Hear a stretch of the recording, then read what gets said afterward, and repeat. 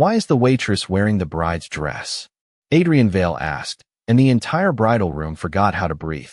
Lily Marrow stood beneath the chandelier in a torn ivory wedding dress. One hand still curled around the silver tray she had carried in from the kitchen, the other pressed against a thin blue ribbon hidden inside the lining. A wine glass lay broken near her shoe. Her twin smiled like she was being kind. 3 hours earlier, Lily had been counting folded napkins in the service pantry, because numbers were safer than people. 12 crystal glasses per table. 8 white roses per centerpiece. 47 minutes until the wedding of Vivian Marrow, the sister everyone photographed first, believed first, forgave first. Lily wore her black waitress uniform, her apron tied tight enough to hide the hospital tag looped around her wrist, the one from her mother's memory care clinic.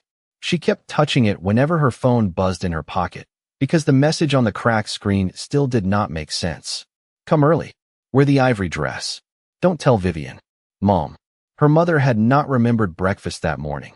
Her mother had called Lily by Vivian's name twice. And still, somehow, that message had arrived. Lily had read it 6 times before obeying, not because she trusted the instruction, but because something in those 5 words felt like a door left unlocked by a dying woman's hand. The dress had been waiting in bridal storage, not in Vivian's suite, but in the old cedar box marked MM in faded gold. Lily knew better than to take things that did not belong to her. She had spent her whole life being told she was borrowing space, borrowing attention, borrowing air. But when she lifted the dress, the lining opened just enough to show a strip of blue ribbon stitched by hand, the same shade her mother used to tie around Lily's lunchbox when the twins were small, so the teachers would stop giving everything to Vivian. Lily put it on with shaking fingers. She did not look beautiful. She looked terrified. Then Vivian found her. Her twin came in surrounded by bridesmaids, perfume, diamonds, and the soft violence of women who never had to raise their voices to cut someone open. Vivian looked Lily up and down and pressed one perfect hand to her chest. "Oh, Lily," she said gently, making sure the photographer near the door could hear. "I didn't know wedding dresses could look tired." The room smiled before it laughed. That was worse. Lily reached for the zipper, but Vivian caught the edge of the skirt and lifted it, exposing the old hem, the repaired lace, the blue thread Lily had tried to hide. "Don't touch that," Lily said. Quiet. Flat. Not begging. Vivian's eyes sharpened. "Still attached to things that aren't yours?" The words landed exactly where they were meant to. Lily did not cry. She bent down, picked up the fallen white glove, and used her body to shield the lining from the camera. That was when Adrian Vale appeared in the doorway, black suit, silver cufflinks, silence moving ahead of him like a drawn blade. He did not look at Vivian first. He looked at Lily's fingers gripping the hidden seam hard enough to turn her knuckles white. Then he looked at the cracked old phone half visible in her apron pocket, still glowing with one unfinished message from a woman who no longer remembered the truth. The old phone kept glowing from Lily's apron pocket like it had something else to confess. Adrian Vale saw it before anyone else did. Not because it was bright, but because Lily kept turning her body to hide it from her mother, from Vivian, from the photographer who had suddenly stopped pretending he was not recording. Mrs. Marrow entered the bridal room on Vivian's arm, dressed in pale silver, her face powdered smooth enough to look peaceful from a distance. Up close, her eyes moved without landing. She looked at Lily in the ivory dress, then at Vivian, then back again, and her fingers tightened around Vivian's sleeve like a child lost in a grocery store. "Lily," Vivian said softly, almost tenderly, "you're scaring Mom." That was all it took. The room shifted. Not loudly. Just enough. A bridesmaid lowered her champagne. The makeup artist looked away. Someone whispered that stress could make certain people act out before big family events. Mrs. Marrow's lips parted. "Why are you wearing that?" she asked, but the fear in her voice was not accusation.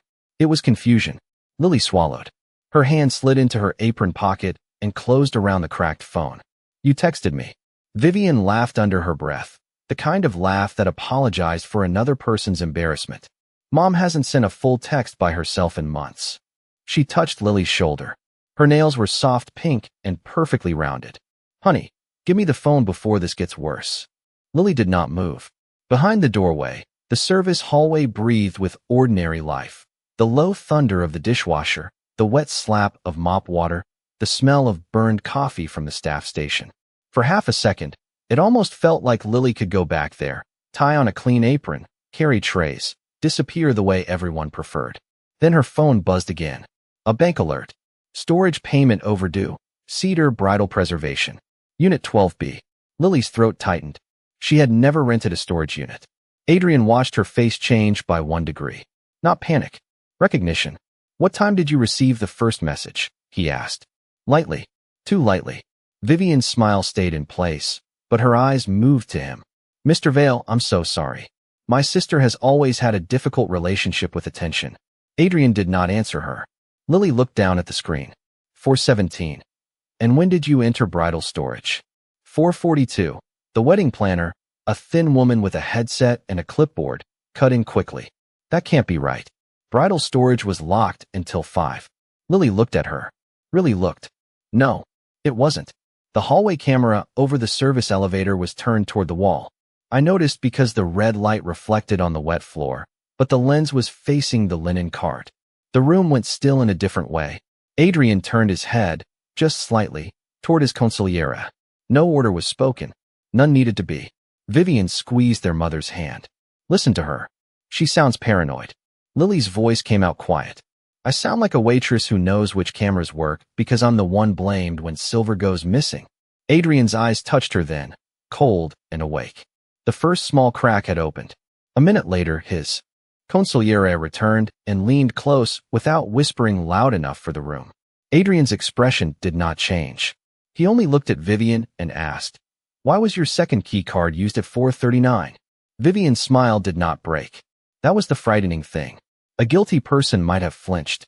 Vivian only tilted her head, the pearls at her ears catching the chandelier light, and let out a soft breath that made everyone else feel unreasonable for suspecting her. Second key card? She repeated, like Adrian had offered her the wrong coat.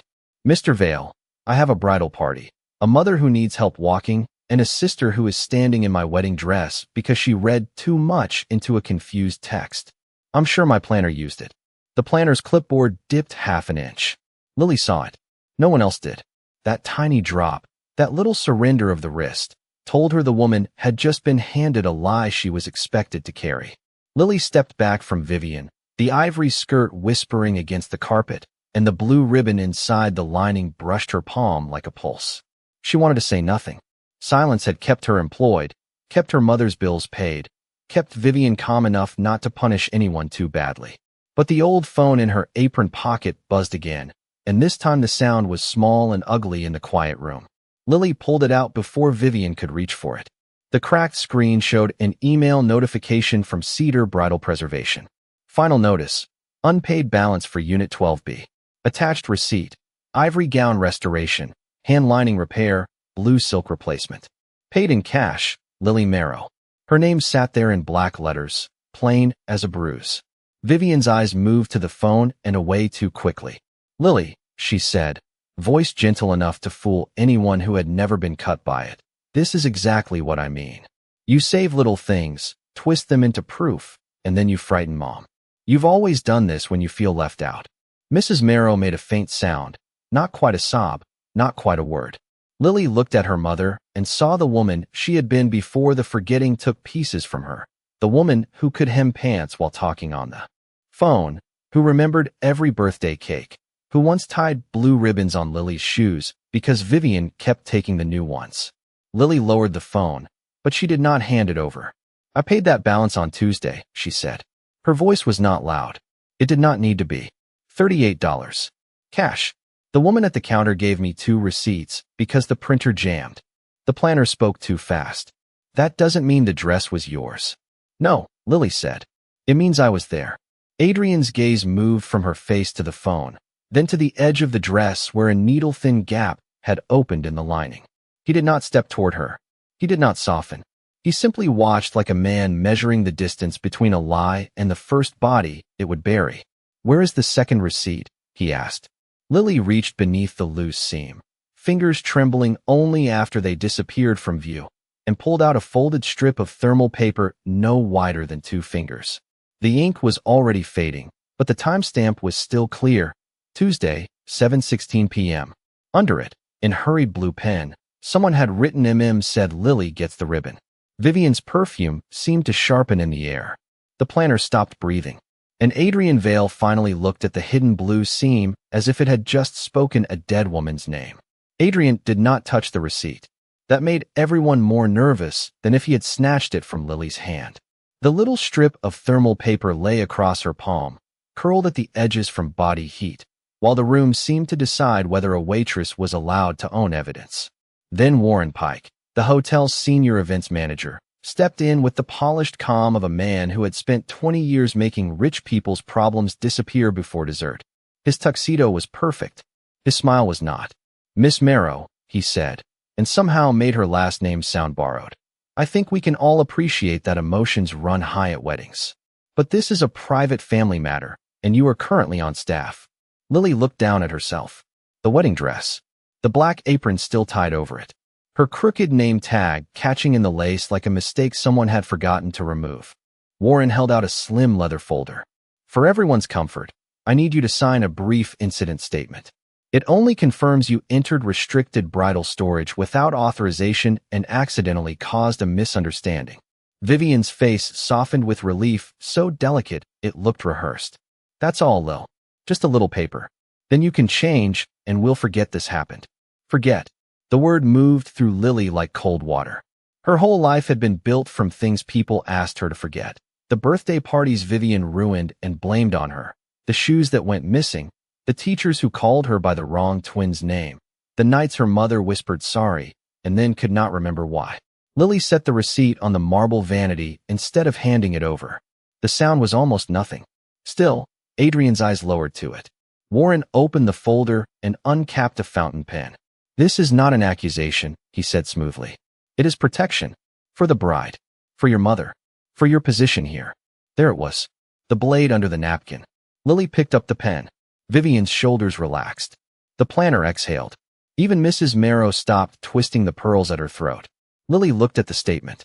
Her name was already printed at the top. The time listed was wrong. 5:08 p.m. Not 4:42.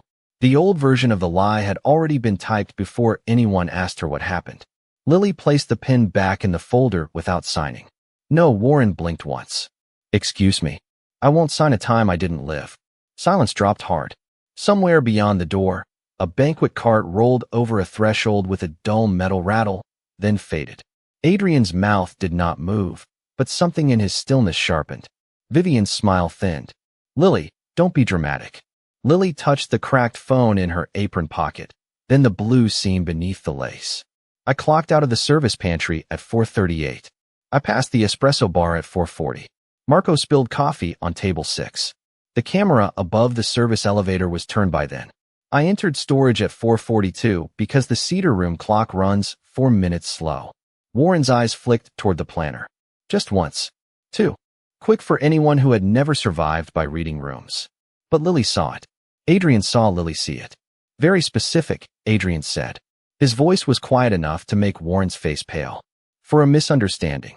Vivian stepped forward, taking control again with that soft, public sadness she wore better than silk. "Mr. Vale, my sister remembers tiny things when she's upset. It's part of how she copes. Please don't encourage this." Warren closed the folder gently, as if Lily had disappointed him. "Then we'll review the shift log." He turned it around on his tablet. Lily's name had been edited to show she clocked out at 5:01. Vivian's smile returned. But under Warren's thumb, at the bottom of the screen, a fresh admin note still glowed unsaved. "Changed per VM request." Warren's thumb froze over the tablet, and for the first time that evening, Vivian's kindness arrived half a second late. "VM could be anyone," she said softly, almost laughing, but her laugh had no air in it. "This hotel must have a dozen people with those initials." Lily did not look at her. She kept her eyes on the admin note until the words stopped shaking. "Changed per VM request." There were sentences that did not scream until years later. She thought of every time a teacher said Vivian told us you wanted to switch seats, every time a doctor said your sister already signed the form, every time her mother's nurse handed Vivian the clipboard while Lily stood there with the insurance card in her hand. Adrian reached for the tablet, but Lily moved first. Not fast, not dramatic. She picked up the old receipt from the vanity, folded it once along its original crease, and slid it beneath the blue seam of the dress where it had lived before. "No," Warren said quickly. Too quickly for a man who claimed this was paperwork. "That's hotel property now, if it relates to an incident." Lily finally looked at him. "My name is on it." "Your name is on a lot of things that don't belong to you tonight," Vivian said, sweet as cream poured over glass. Mrs. Marrow flinched. That small movement landed harder than the insult. Lily saw her mother's hand drift to her own wrist, searching for a bracelet that was not there. The hospital tag on Lily's wrist suddenly felt too tight, plastic biting into skin. She untucked it from her sleeve. The printed date was 6 months old. The name was Margaret Marrow. Under emergency contact, someone had crossed out Lily's number in blue ink and written Vivian's. "This was changed too," Lily said. Her voice stayed low, but now it carried. "The same week Mom stopped getting my voicemails." Vivian's expression softened into wounded patience. "Because you were overwhelming her, Lil." The nurses agreed it was better to reduce stimulation. Adrian's eyes shifted to Vivian. Just once. Lily heard it then, the flaw in the perfect sentence. Nurses. Plural. But the memory care clinic had only one night nurse on her mother's floor, a woman named Denise who smelled like peppermint gum and always called Lily baby, because she could not remember her last name. Lily reached into her apron pocket and pulled out the old phone. The room seemed to lean away from it, as if cracked glass could spread infection. "There's one voicemail left," she said. It didn't delete all the way. Vivian's smile vanished and came back wearing makeup. "You're really going to play a private message from our sick mother in front of strangers?" There it was again. The clean knife. Make Lily cruel for telling the truth.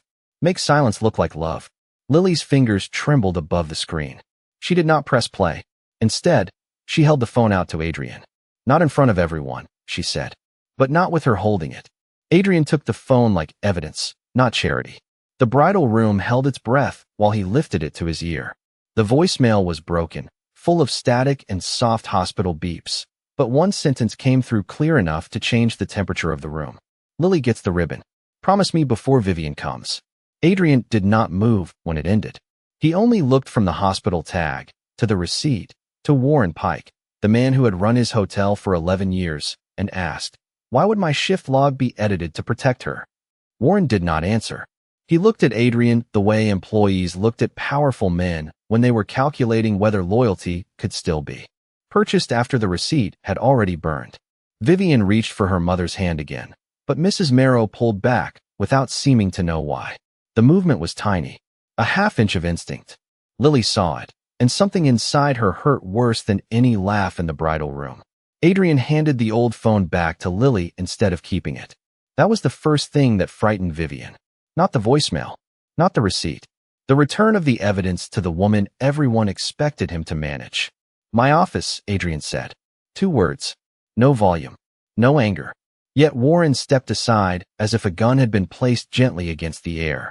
They moved through the private corridor behind the ballroom, past gold-framed mirrors and closed banquet doors where guests were still drinking champagne under the lie that weddings were clean things. In the service hall, the dishwasher thundered behind the kitchen wall. Steam breathed under the door. A busboy paused with a rack of wet glasses, saw Lily in the wedding dress and apron, and looked away too fast. Lily kept walking. The receipt was back under the blue seam. The hospital tag was bare on her wrist now. The old phone sat in her palm, cracked screen against cracked skin. Adrian's office overlooked the hotel atrium, but the blinds were already drawn. He did not sit. He did not offer comfort.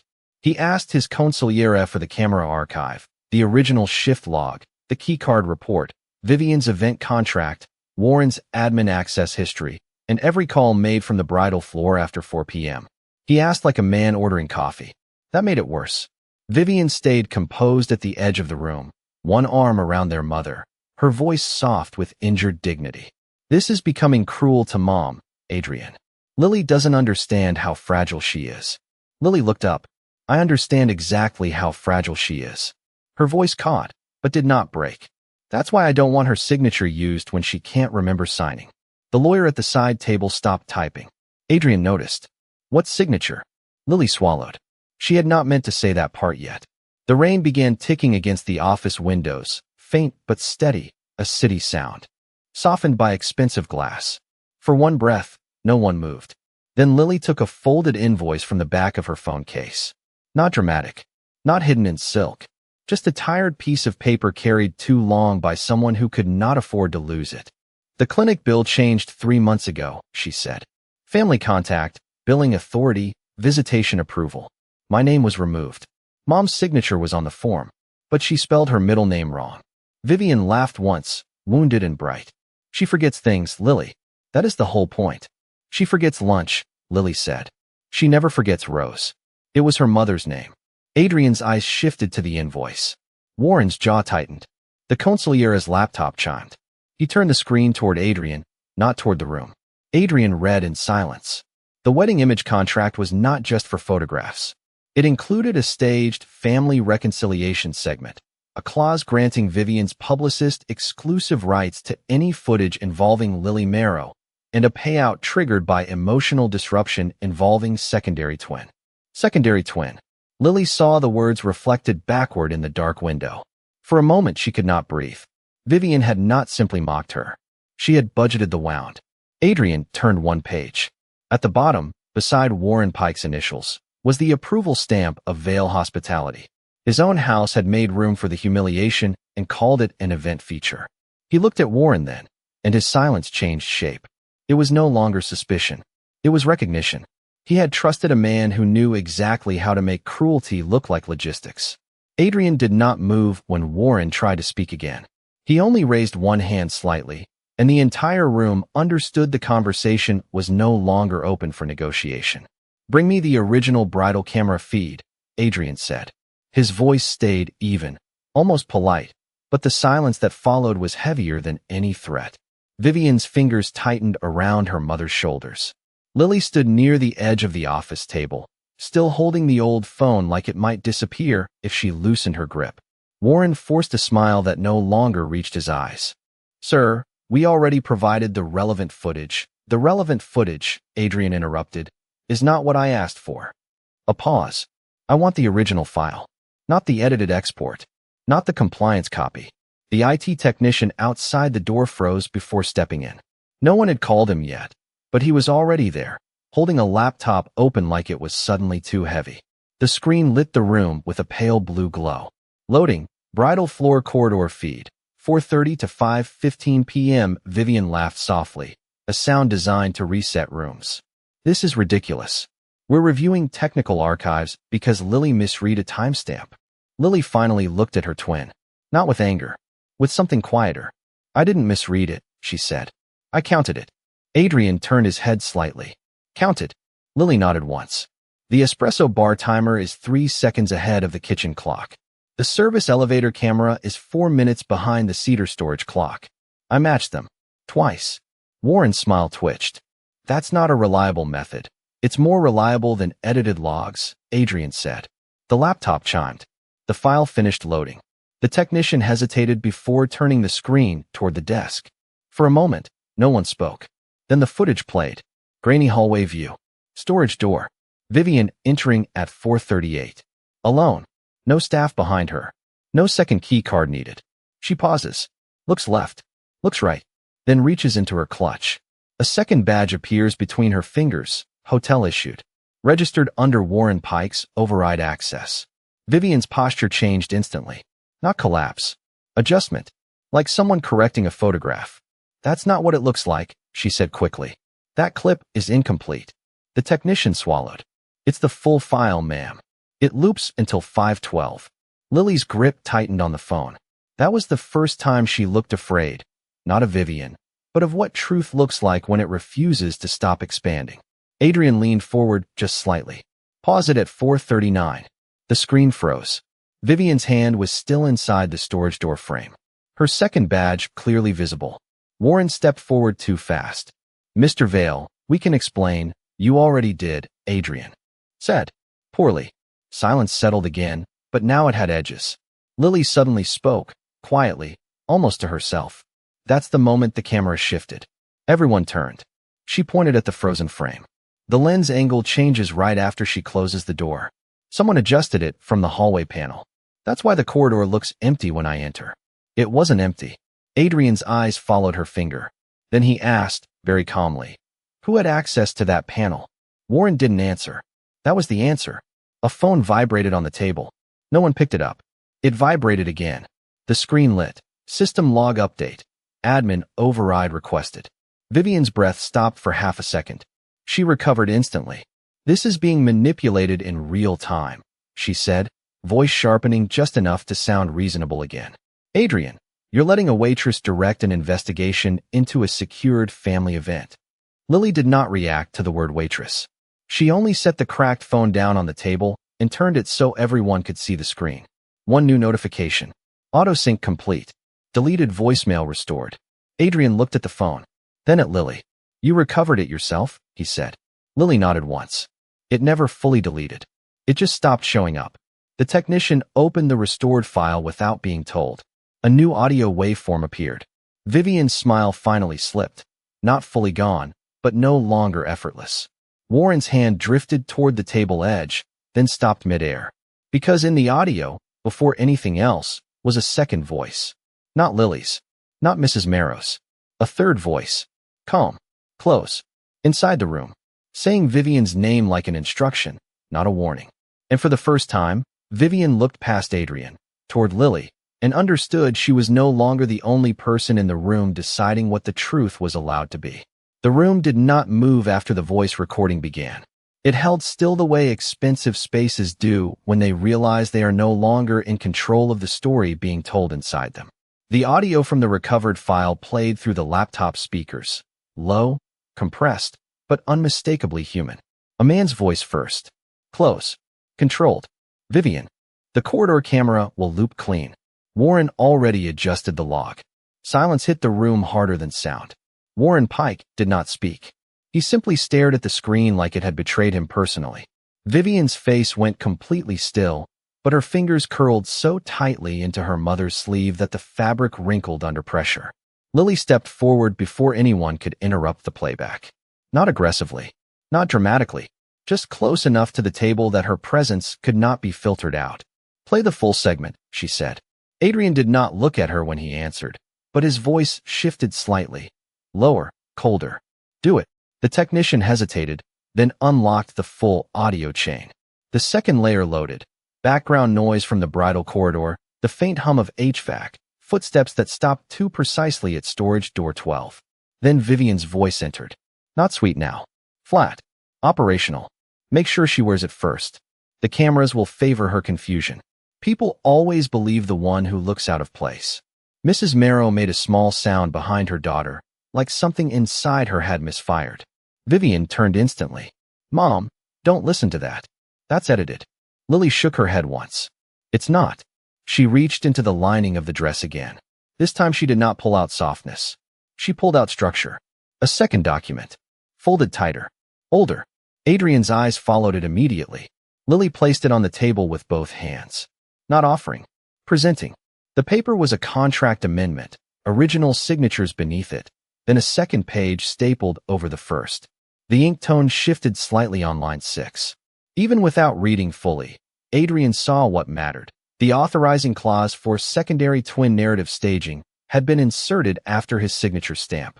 Warren finally moved. That's impossible. That clause wasn't. Adrian cut him off without raising his voice. It was added after I signed.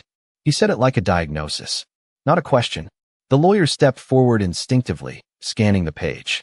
His expression changed in increments. Confusion first, then recognition, then something like professional fear. This revision bypassed executive review, he said quietly. It was routed through hospitality admin authorization under Pike credentials. The room did not react to Warren's name anymore. It had already begun to fall away from him. Vivian exhaled sharply. You're building a story out of paperwork, she said, but her tone had lost its stability. Adrian, you've known me since. Adrian finally looked at her. Fully. Not angry. Not loud. Just seeing. That was worse. Lily did not look at Vivian. She was watching Mrs. Marrow. The woman's hands were trembling now, trying to hold on to both daughters at once and failing. Lily spoke softly, not as accusation, but as correction. You didn't sign that version, did you? Mrs. Marrow blinked, disoriented. I don't remember. Vivian stepped in fast. Mom is overwhelmed. This is exactly why this shouldn't be happening in front of her. Adrian moved then, not toward Vivian, but toward the table. He picked up the contract amendment and turned it slightly under the light. There, near the bottom margin, was a timestamp mismatch. The revision had been finalized at 4:41 p.m., 2 minutes before Lily entered storage.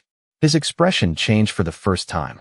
Not anger, not disbelief, something quieter. Recognition of error. He had trusted the room, trusted the structure, trusted Warren Pike. And in doing so, he had allowed the system under his name to reshape truth before it ever reached him. Lily did not smile. She did not claim victory. She simply adjusted the blue ribbon hidden in the dress lining, like anchoring something that had finally stopped falling.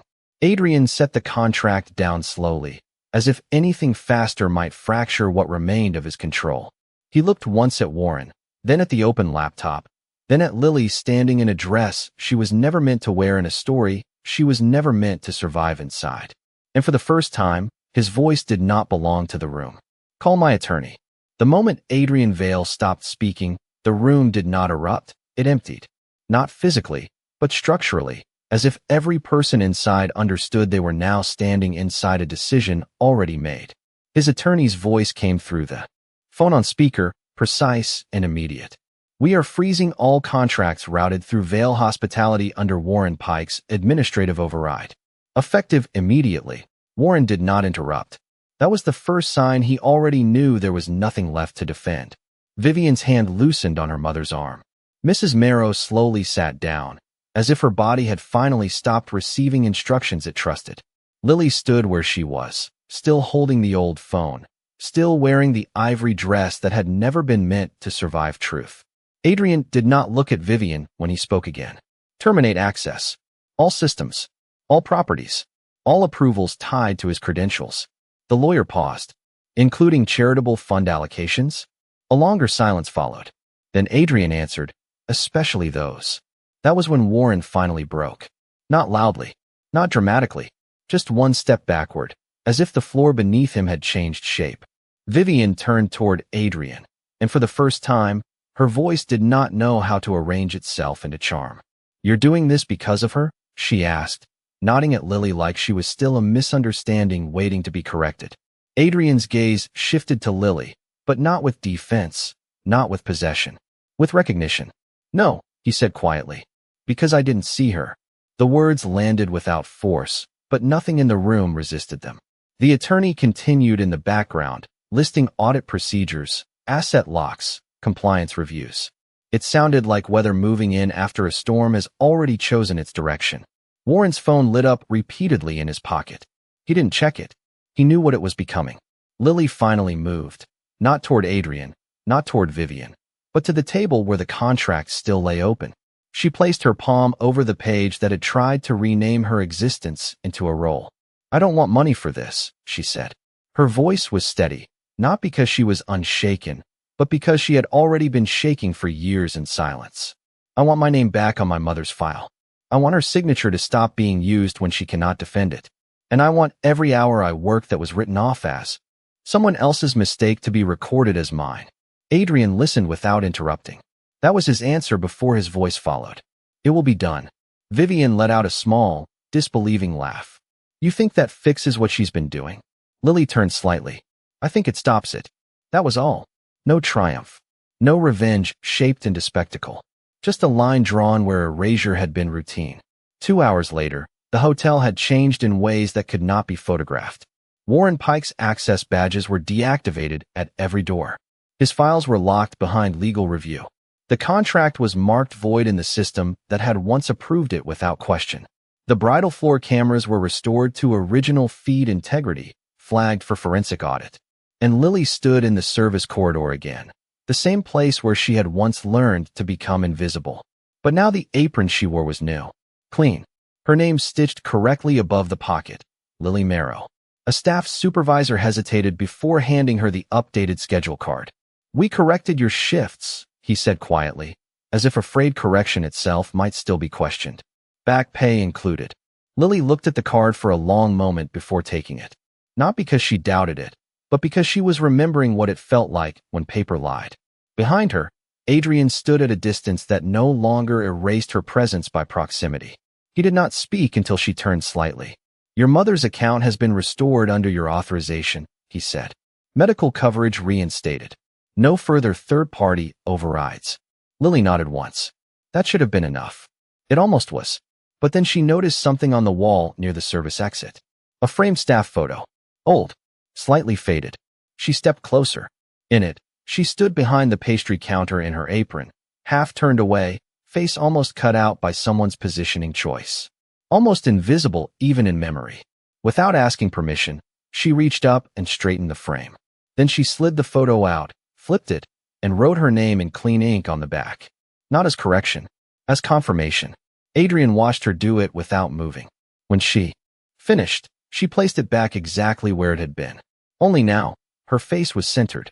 Later, in the quiet of the empty staff kitchen, a fresh pot of coffee had been left on the counter. Lily poured one cup. Steam rose between her hands. The apron hung on a hook nearby, no longer folded away as something temporary. Adrian stood by the door, but did not enter further. Lily took a sip, exhaled slowly, and for the first time, did not apologize for occupying space. It's warm, she said simply. Adrian nodded once, as if accepting a fact that required no correction. And in that ordinary heat, the room finally stopped trying to erase